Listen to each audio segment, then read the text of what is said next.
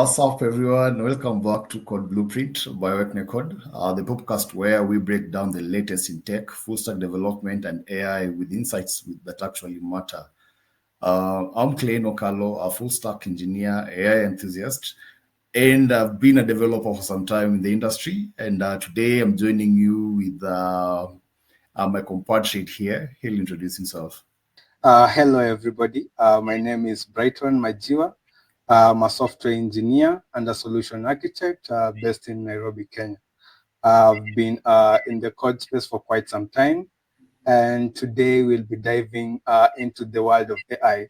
So the integration of AI into full stack app development and what needs to be considered when it comes to AI and integration and the applications that are actually consuming the AI. Yeah, Thank you. yes. Talk of AI integration. Should you use pre-built AI APIs like OpenAI and Anthropic, or should you build your own custom AI models? Yeah, so we'll actually be diving into the details concerning AI. So are you going to use your custom APIs, or are you actually going to use the predefined LLM models, APIs that are actually there in the market? So that's what we are going to debunk today in this particular podcast. Great. By the end of this podcast, we hope that and promise that we will ensure that we answer that. Yeah. So let's get Yeah. into it. Large language model APIs are the easiest ways to add AI to any full stack application. You call an API, send a prompt, get a response. Simple, straightforward. No need to train or maintain your own code. Yeah. Yeah. Before we actually even dive deep into that, I would like to ask Clayne a question. So, Clayne, what do you understand by the term AI? What do you understand by the term LLM? And what do you understand by the term LLM APIs? Great. So we'll start with the AI bit. AI is basically teaching a machine to respond like a human being. That is basically what AI is in a simple term. And LLM Fantastic. is the training process. It's actually what works. The same way we do have our brain to work, to think, we for a machine needs the LLMs, large language models, to be able to process data and do the thinking. Then the large model language APIs are endpoints that enable us to use existing AI, pre-designed, pre-trained, ready to go AI models. Yeah, so just like you have said, so if I really get your point right, is that you're trying to say that AI is a way in which machines or computers can just think or act smart like human beings, right? Exactly. Yeah. And if I'm getting you right on the side of LLM, is that LLMs are just large language models, so models that are trained to answer questions or give out information in form of texts. So something Exactly. like ChatGPT, yeah, and then the APIs are just ways in which other applications can communicate to the readily available models that are there in the market, right? Exactly. Okay, Yeah. so when you bring in an API, so an LLM API, and then you connect it to your application, so what you're actually doing is called integration. Yeah, that is integration. You're integrating whereby Okay. you're joining one functionality and Mhm. another functionality to improve the performance or maybe the ease of use. Awesome. When of AI and LLMs, Yeah. full stack Yeah. development, yeah, Uh-huh. it's more Yeah. like a boilerplate and a mixture of so many things that are put inside. Let us try and Yeah. expound on it a little bit further to ensure somebody Uh-huh. understands exactly what is meant by integrating AI into a full stack application before we even Uh-huh. go to the usability and which approach Uh-huh. somebody should take. Could you kindly Uh-huh. expound on it so that at least our audience can understand better what we mean by integrating AI into a full stack Uh-huh. application? So integrating AI into a full stack application is that, say you have an application that you are running, It could be, maybe let's take a typical example of e-commerce platform. So the usual customer journey will be somebody will be logging in, and then from logging in, they can set up their accounts, their addresses and whatnot. And then from there, they can begin to shop. So from the first time I start interacting with the site, I can pick whatever I want to purchase. So it could be the product that I normally buy. And then the next time that I'm coming into the application, I can see the things that I had purchased previously. And if there is some sort of discount on whatever I had purchased last time, then I can see them immediately in the panel. So that would involve some sort of smartness. So I would actually rank that as a recommendation system, or maybe some sort of AI, some underlying AI feature that is actually enabling the discount propagation. So propagation of discounted items, and then having seen pairing or recommendation of what people are buying with others. So if I'm buying a book, maybe it's a code complete book, and then I'd have another book that would be consumed with the code complete book, that would be recommendation. So that would be an example of an integration into an AI into an application with the AI. Oh, very good, great. Yeah, it's the same Yeah. thing that we do interact with every day. Like, for example, the Mm-hmm. automated responders on Mm-hmm. websites, whereby, let's say, Mm-hmm. you are stuck on a site that you're trying to do Mm-hmm. something, and then you Mm-hmm. need some help with it. Yeah. So you go start chatting with the chatbot, for example. They guides you through Mm-hmm. whatever you're trying to accomplish. Yeah. And this one brings Yeah. into perspective several factors Mm-hmm. about AI, whereby they're Mm-hmm. very, let's say, unburdening to use in an application. Could Mm-hmm. you expound on the advantages of LLMs, pre-designed LLMs APIs for that matter? Yeah, so a predefined LLM is an LLM that has been built by a different company. So it's an LLM that you haven't built for yourself or by yourself.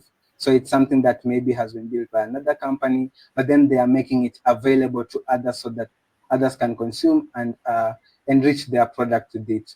So a typical example would be a GPT. So maybe connecting to already pre-trained models that has been exposed by companies like OpenAI, Anthropic, Cloud Anthropic. So those are some of the ways in which one can integrate with their AI. So you are using an already pre-trained model. So all you have to do is just connect to their API using an API key, and then you are good to go. Great. And this sounds like very convenient, whereby you do not have to spend a lot of time in developing these LLMs, and you don't need Yeah, to train them yourself. And yeah. it means that now that is another company that's handling your scaling, it simply means Yeah, that it has taken a lot of load from your back. But yeah, now, the operational load, yeah, as well yeah, as the need to have people get involved into maintaining the LLM, right? yeah. So to a large extent, it's cheaper. It really sounds cheaper and convenient for most small and medium businesses. Yeah, Yeah, and uh, it's even faster. and even faster. But now it Yeah, does have downsides now because you see, it has taken a huge load off your back, but it is mm-hmm. not meant specifically for you. There's an entire market outside there that is also using these same services. Yeah. So, what Mm-hmm. kind of disadvantages do these pose to let's say a business, for that matter? So some of the disadvantages that will be there is so knowing that it's a service that you haven't built by yourself, and you are running at the mercy of another company. So it means that if maybe the company shuts down, then you will have to look for another alternative, and maybe you might have even gotten so much into it. So it's called stickiness in software development. So maybe you are attached to one particular service that when it goes down, you actually go down. So one issue would be that. And then the other issue would be now the cost that comes with it. So if you have integrated with another company, then whenever they change their pricing tiers, you also have to change the cost that you put in So you'll have to do some cost adjustments. So if the prices are high, and maybe if you are making a lot of requests, because the pricing model that is actually there is usually based on request. So if you are making a lot of requests to the API, then that's also some cost. And if the application that you've integrated with has got folks that are using the LLM for most of the time, then that will mean that you'll have a lot of requests. So cost is one thing that you need to consider, and it can get really high. You might find that some aspects of the cost for developing your software could be actually going to the LLM. So that's one thing that you need to consider, aside from being sticky to one particular provider. And then it also limits your control. Having said that, it's general based. So it's general in the sense that anyone can plug into it, but then it doesn't give much room for you to tweak into your business domain that much. There's only a layer that you can tap in. And that's where you find folks are now shifting. They start with the pre-trained LLM, and then they start now bringing in their own. They go full custom. Yeah, more like a hybrid implementation. Yeah, more of a hybrid implementation. Yeah, we'll get into that a little bit later because it's actually very Yeah. interesting about the hybrid implementation. Yeah, uh, Yeah. and, and Yeah. also another key thing about pre-made LLMs, they do give Yeah. you the power, they give you the ability, but now they take out your right because when you're using something that is publicly available, it actually preys on your capability to make your own independent decisions. Yeah, Yeah. and Yeah. the way you're interacting with that system, because the factor of the one key thing about an AI is that it is continuously learning and training itself and understanding you with the problems that you're posing to it. So if your prompts consistently being, let's say, finance based, and you have been requesting response in a certain structure, it will always respond to you with that structure until you request for something different. Yeah. And like you said, when the requests become more, you start paying more. So this inherently means that those ones, the pre-made LLMs are very, let's say, convenient for small and medium-sized enterprises, whereby the customer base is not that high that somebody can leverage the cost of customizing, creating their own custom LLMs. Yeah. So in the past, Yeah. we would use these open source LLMs, but now Yeah. you create your prompts such a way that you tell it, you have to give it more information so that it can filter down the response to the way that you expect that response to come, or you need that user to have that response. Now, this one always poses an extra risk whereby your company secrets or company Yeah. information might leak out to the open, to the public. So data security becomes another factor to consider because if I have trade secrets, maybe I have a trade methodology that I'm trying to implement that enables me to gain more from a certain market niche. If I expose it to the open source AI, simply means that somebody else can access the same information. Yeah. And if it's patented, let's say, information, I might have already breached my own patent, yeah. Yeah. Uh, now there's this other part, this other alternative that somebody can use. Say you have created your own custom LLMs.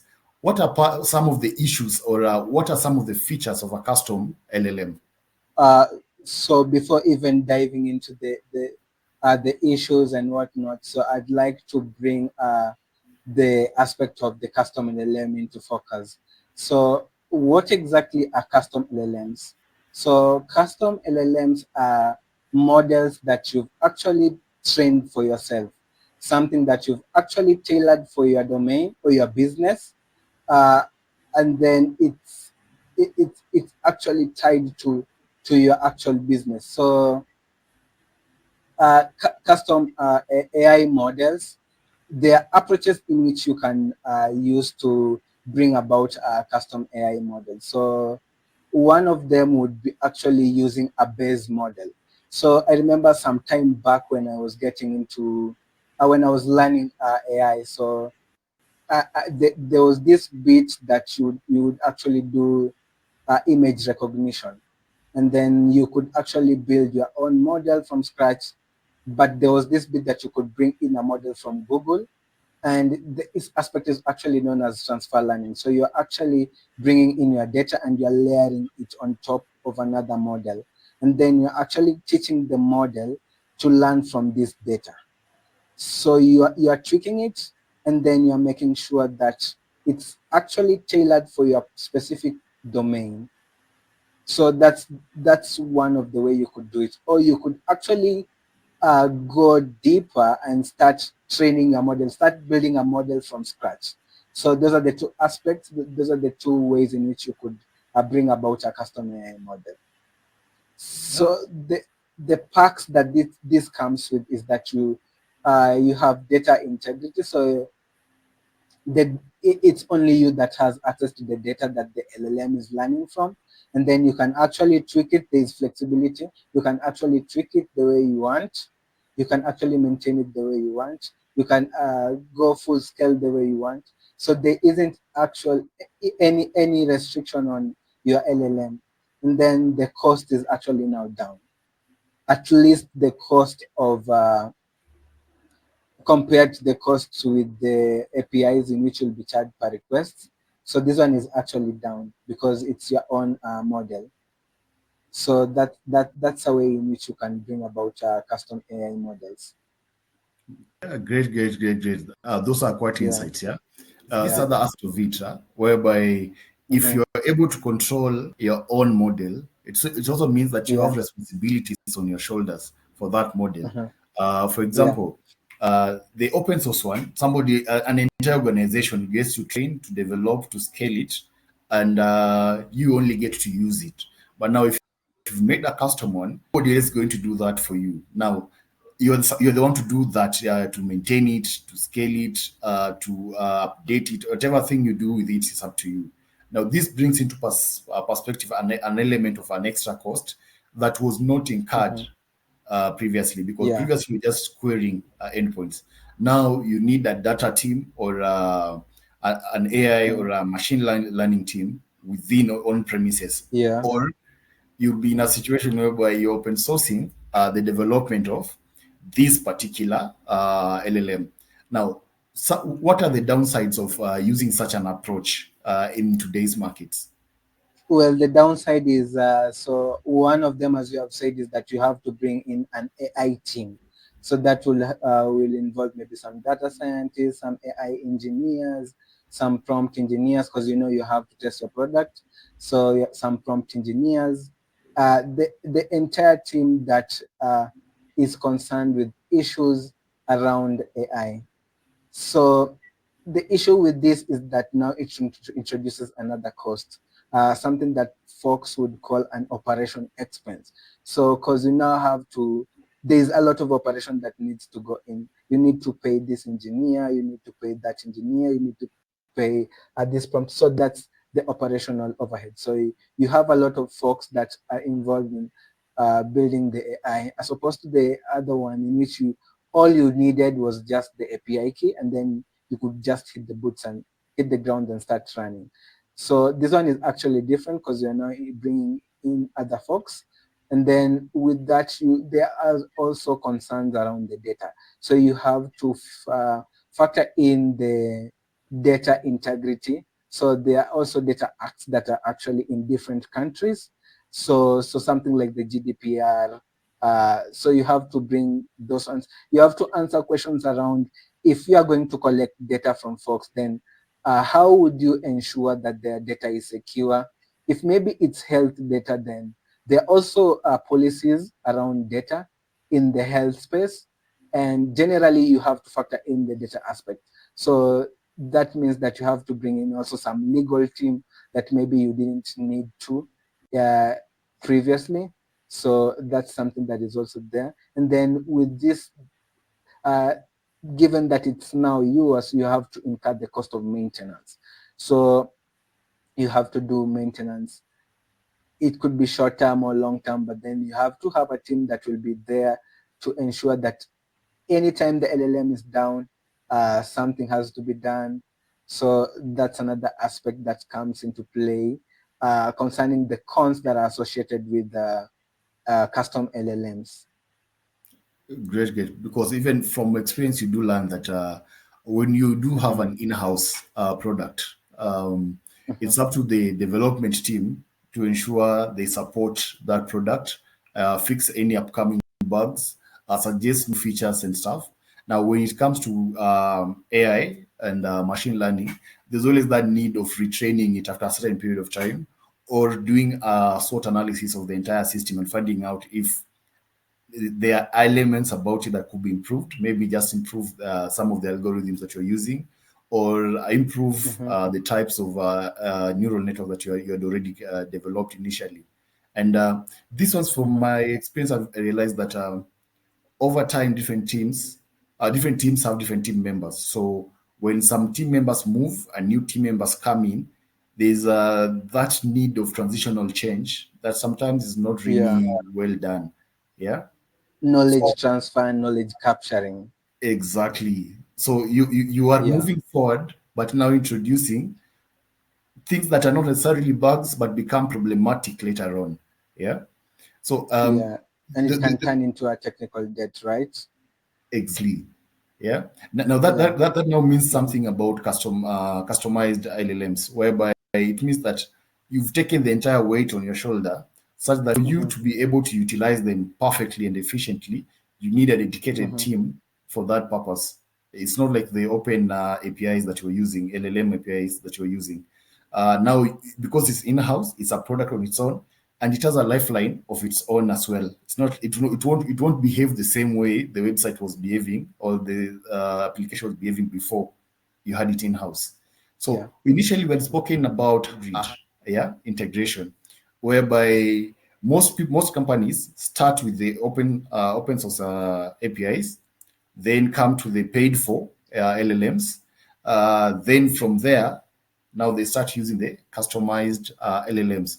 Could you expound on some of these practices that people use to implement hybrid use of these LLMs?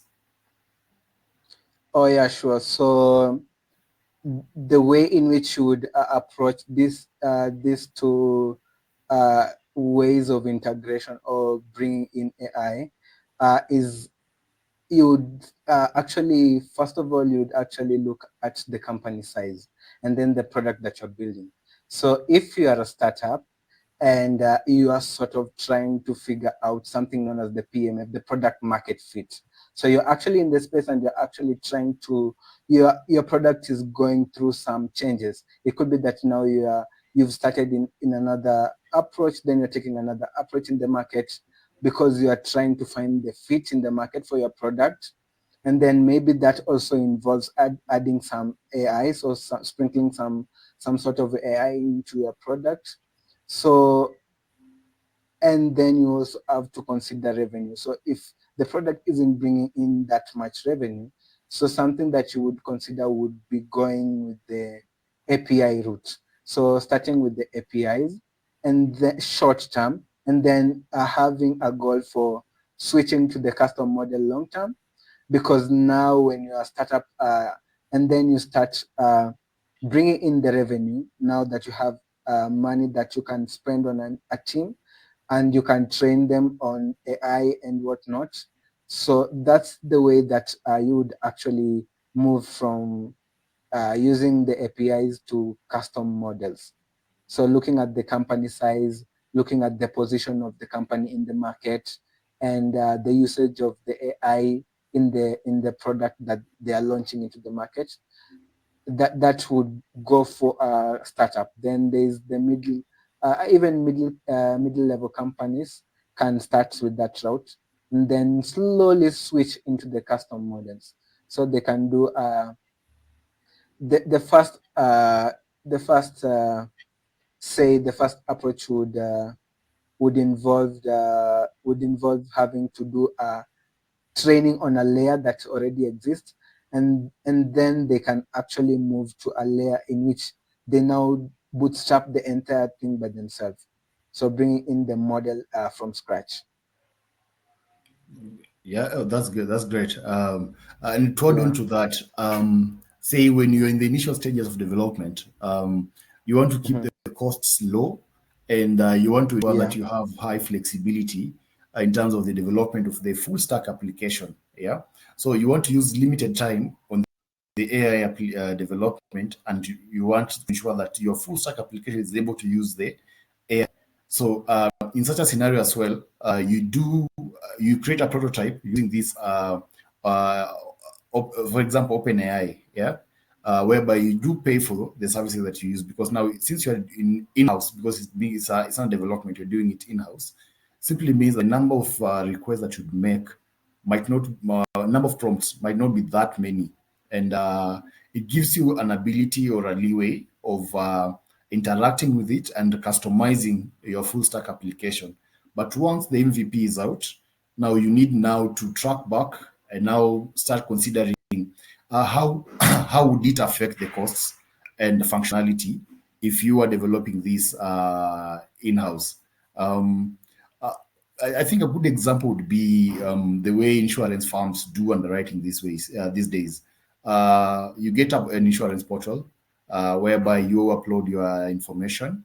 If it's a claim, you upload the claim. Then they get to analyze and try and validate if they should pay the entire amount, part of the amount, or not pay at all. So some of these functionalities they normally use open source AIs, LLMs, yeah. And I did realize at some point that for you to to be able to trick your insurance company is, since it's also using the same APIs that you'll be using in your other activities, you start feeding it information that quote unquote might not necessarily be correct. Yeah. But you structure it in such a way that it is correct. For example, if you wanted to know something about the Constitution, yeah, and you wanted to tweak something about the Constitution, what you do is send information of a section in the Constitution that does not exist, but you interact with it as if it did exist. Now, I don't know if it's the design approach that they use, or it's usually a flow within the AI itself, especially the ones that are open sourced. But if you do pass that information several times, and then somebody else Googles about that information, it is presented as if it is in the Constitution. Yeah. So, what are some of the other risks that come with using these, let's say, open source LLMs, or let's say, open source LLMs mainly? Then we'll go to the paid versions of these LLMs. So one of the one I'll highlight is actually the I would say misguided information. So information that really isn't actually there. And then there's some sort of illusion. So when the AI is coming up with things that aren't really actually there, so it's just hallucinating.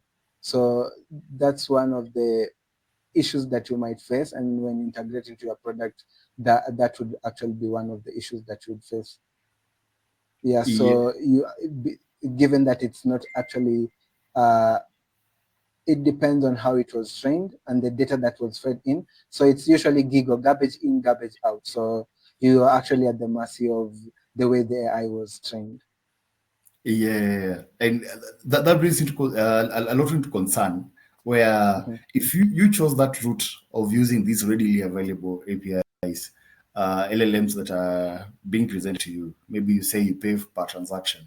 Now, what guarantee do you have as a user on this end that whatever service that open source, or let's say the LLM that is the LLM API information that it's giving you, what's the guarantee that you have that you can relay or trust that information? Well, there isn't much guarantee around the information, because it, just like the way I said, it depends on the data that it was fed. So if it's a pre-trained model and it's an API, an open source API, it actually depends heavily on the company that built the AI. So imagine using ChatGPT, and you enter a prompt, and sometimes knowing that it could be something that you know that is right, but then it's giving you something that is wrong, or you have to do actual prompt engineering, because that's where the art of prompt engineering comes in.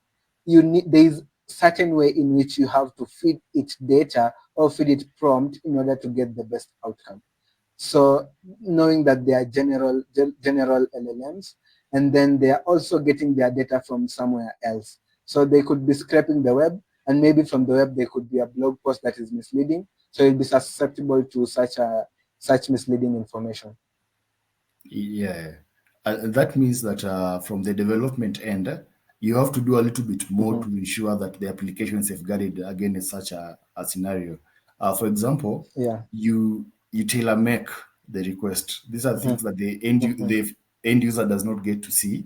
Maybe they just put in their Yeah. prompt what they needed, but now the way you present that data to that API, you have to tailor prompt it, like let's say trim like the pool of information that it can use.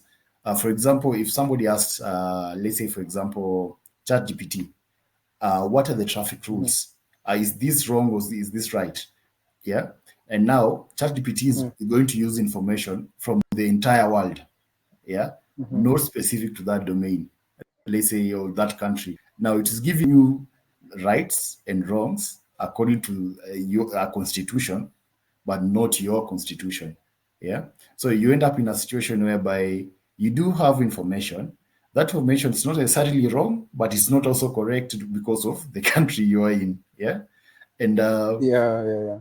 Yeah. and this some of the things that you can actually avoid by using customized APIs, or just ensuring that whoever is going to implement that AI into your system is somebody who at least has good experience with using these systems and understands the flaws and advantages of the same. And this brings into perspective another aspect, using the use of a hybrid approach, where you do have the customized LLMs, and you do have these other LLMs. Yeah.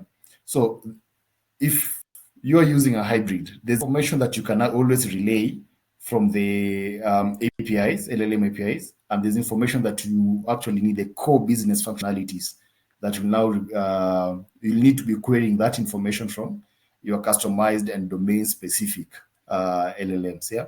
Yeah. What's the main implication of such an approach in case a viewer was considering to use such an approach? So the implication that would is there is that if you're bringing in the custom AI models, then that means that the team that will be there needs to first to be trained on the domain of the business, because what you're actually trying to do is you're actually trying to merge two worlds. So it's your domain and then the software. So you're trying to map out your software into your domain, and then you're actually bringing in code that should sound smart, something that should think and should map out your domain, should understand your domain well. So it could be, maybe it's an industry in the beauty sector, and you have a website in the beauty sector, and then you have assistants, so AI assistants and chatbots in your website. So I'm expecting that when I go to search for something that isn't actually related to beauty, so maybe I'll be looking for something like shoe polish, I expect the AI model to give me some answer or an output that is actually tailor-made for beauty, or it may even recommend something else, or even bring out a joke. So you really have to tweak that particular software. So when you're going the custom route, which actually most of the companies have always wanted to, and it's a goal that they always want to, they aspire to. So you have to factor in all those pros and cons, and then you also have to factor in the aspect of bringing in the pre-trained model. So depending on your company size and whatnot. So those are the things that you'll have to consider when you're coming into the space and you are trying to bring in some AI into your product. Great. And as we summarize, Yeah. according to the question that you're trying to answer, which path is right for you for your next AI-powered application? So, according to what you've been discussing, we say that the first thing is the cost implication. How much does the company wish to spend on AI, and how does it wish to spend that money? That is the first question that the company needs to answer itself. Because in a case of, say, they have a lot of money and they can be able to pay the entire amount upfront, and they already understand the product they want, they can go the custom way from the word go. But if it's more like a new product that is starting off in the market, the best approach would be use the LLM APIs, whereby you're paying per transaction. Yeah, because with the custom option, you'll already have paid that huge amount from upfront. Yeah. Now with this one, LLM APIs, you have that chance of stopping just to use it if it's not generating income or it's not making the impact you had hoped. Then there's that transition of moving from the LLMs, the APIs, to your custom LLMs. We say normally you get that bridge, which is a hybrid. You keep using the LLM APIs and you do custom LLMs, whereby these LLMs are for your core business needs that are domain specific, right? So this hybrid system enables the best from both worlds, minus the let's say I'd say the risks from both, from both worlds. I don't know if you could add on it. Yeah, so, and this would be my final thoughts and advices when it comes to the world of AI apps. So considering whether you should go APIs or take the custom route. So bottom line for me is that if you need quick AI inferences and AI is actually at the core of your business, then I would suggest that you actually go with the pre-trained models, so the available models that are in the market, and then don't be afraid to mix and match the models. So even as you have your product vision, and then you know that you are going to do custom AI models later, then don't be afraid to mix and match. You could do the way software engineers do. So they start with some sort of deployment. So you start with the pre-trained one, then you slowly switch the custom made one. So for me, those are my takeaways from this conversation today. Great. Thank you, Brighton. Yeah. And for the devs, now you have it. Always, it's the business needs describe what you choose. And they say always, if you're focused on, they say, client-facing solutions, that is where what will guide you on deciding what to use. Because if you have low traffic, there's no point of you doing a custom LLM. It's an extra cost for nothing.